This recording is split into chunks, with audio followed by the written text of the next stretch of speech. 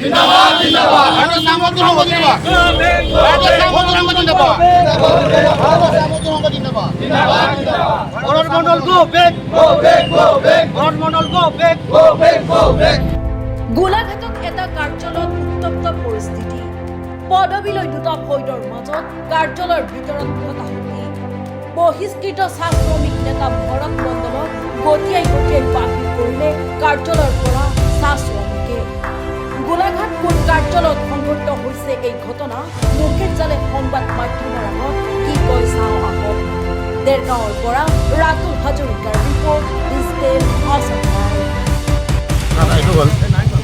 ভাৰতীয় মজদুৰ সংঘই এপ্লিকেশ্যন দিয়া ভাৰতীয় চাহ মজদুৰ সংঘ 1969 ফেব্ৰুৱাৰীৰ পৰা ধুনীয়াকৈ চলি আছে আৰু এই আমাৰ ভাৰতীয় চাহ মজদুৰ সংঘই পূৰ্বত তাৰমানে কেৱল ভাৰতীয় মজদুৰ সংঘই পৱনজ্যোতি আৰু সুকুৰাণ ডাঙৰীয়া সভাপতি সম্পাদক দায়িত্ব বিধিবৰণ দিছিলে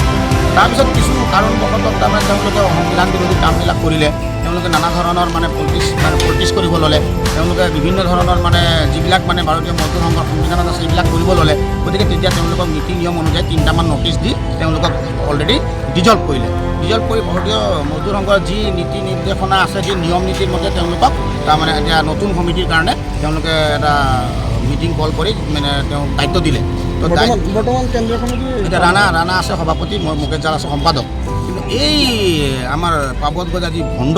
এই ভৰত মণ্ডলে তেওঁলোকৰ ছত্ৰছায়া পৱন বেদীয়া আৰু অশোক ওৰাঙৰ ছত্ৰছায়াত তেওঁ কি কৰিলে ইয়াতে বেলেগকৈ ছাইনবোৰ্ড এটা লগাই দিলে ভাৰতীয় চাহ মজদুৰ সংঘৰ ছাইনবোৰ্ড আছেই তেওঁ নিজাববীয়াকৈ এফিলিয়েশ্যন বোলে আমি উঠাই ল'লোঁ আমি বোলে নিজাববীয়াকৈ স্বতন্ত্ৰকৈ কৰি চলিব পাৰোঁ বুলি একদম গোটেই গোলাঘাটতে মানে অপপ্ৰচাৰ তেওঁলোকে চলাই মানে যি ধৰণে কৰিছিলে নহয় শ্ৰমিকৰ দুটা ভাই ককাইৰ মাজত যুদ্ধৰ পৰিৱেশ তেওঁ সৃষ্টি কৰিছিল গতিকে আমি প্ৰশাসনক দিছিলোঁ ডিচিক দিছিলোঁ আমি সকলোকে দিলোঁ কাগজ পত্ৰ তেওঁক মানে তাৰমানে মাতিলেও তেওঁ নাহে থানাৰ পৰা পলাই যায়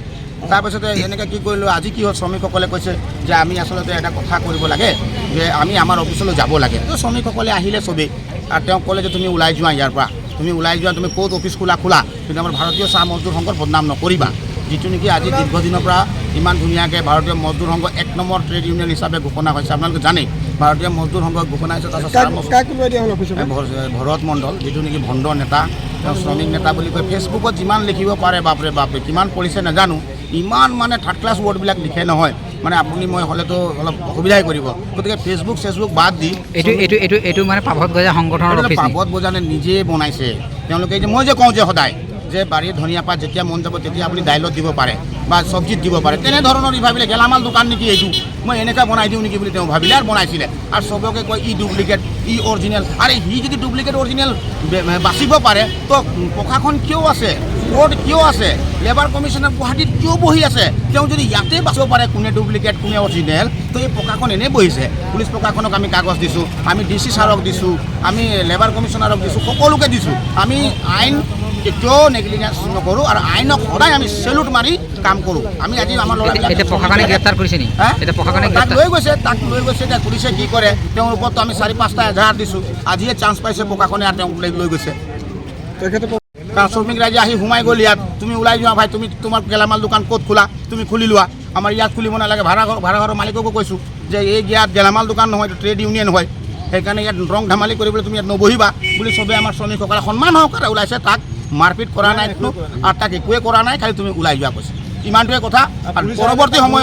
পৰৱৰ্তী সময়ত চাহ বাগিচাসমূহত যাতে পৰিৱেশ বিনষ্ট নকৰে তাকে আমি সকীয়াই দিছোঁ আকৌ পৱন বেদীয়া হওক অশোক ওৰাঙে হওক চাহে ভৰত মণ্ডলে হওক এই বাগানবিলাকৰ শ্ৰমিকক বুৰ্বক যাতে বনাব নালাগে তেওঁলোকে বহুত আইন জানে বোলে 72, 64 কিবা কবি বকি থাকে ধেৰ আইন জানে বোলে তেওঁলোকে বেলেষ্ট্ৰি নে কি কয় সেইটো পাছ কৰা বোলে তো এই দুনিয়াভৰত সেইবিলাক এনেকুৱা নেতা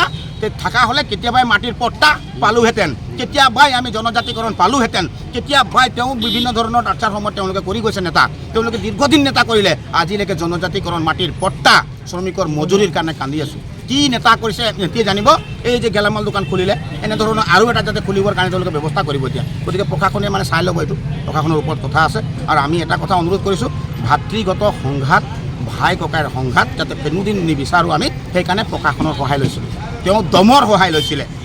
মোতকৈ কোনো নাই ময়ে অল ইন অল গোলাঘাটৰ সব বাগানতে ঝেমেলা তাক মই ক'লোঁ আৰে ভায়া তোকতো আটচাই খেদিলে তোকতো ভাৰতীয় চাহ কি অসম চাহ মজদুৰ সংঘই খেদিলে আৰে ভাই মোৰ তাত সংঘটো ভালকৈ চলা এই বাবা এইটো ডাঙৰ মানে ফেটি সাপ ওলাইছিলে তো উপায় নাই ন তেতিয়া বৰগুমনি বোলা বস্তু এটা শুঙাই দিব লাগে ন ৰাইজে আহি শুঙাই দিলে শুঙাই দিয়া আছে চুপচাপ তেওঁ থানালৈ গুচি গ'ল গতিকে এটা কথা অনুৰোধ কৰিছোঁ তেওঁকো বাৰম্বাৰ কৈছোঁ দেই সিও মোৰ ভাইটি নিচিনা ভাইটি কিন্তু তেওঁ এনেধৰণৰ শ্ৰমিকক উল্টা নেওতা পঢ়াই যাতে সি পৰিৱেশ বিনষ্ট নকৰক এইটোকে মই কৈছোঁ আৰু পৱন বেদিয়া ডাঙৰীয়াকো কৈছোঁ এই পলিটিক্সে কৰক অশোক ওৰাং ডাঙৰীয়া পলিটিক্স কৰিছে কৰক শ্ৰমিকৰ মাজত যদি এনেকুৱা লেতেৰা ৰাজনীতি যাতে সোমাই দিব নালাগে আমাৰ বহুত সমস্যা আছে ভাই 101 কোটিটা সমস্যা আমি কৰিব লাগে এতিয়া গতিকে মই অনুৰোধ কৰিছোঁ তেওঁলোককো আৰু শ্ৰমিকসকলে আহিলে আজি সমৰ্থন দিছে কোনটো শুদ্ধ কোনটো অশুদ্ধ শ্ৰমিকে বিবেচনা কৰিলে আৰু আইন আছে প্ৰশাসন আছে নিশ্চয় আমি ভাল ৰিজাল্ট এটা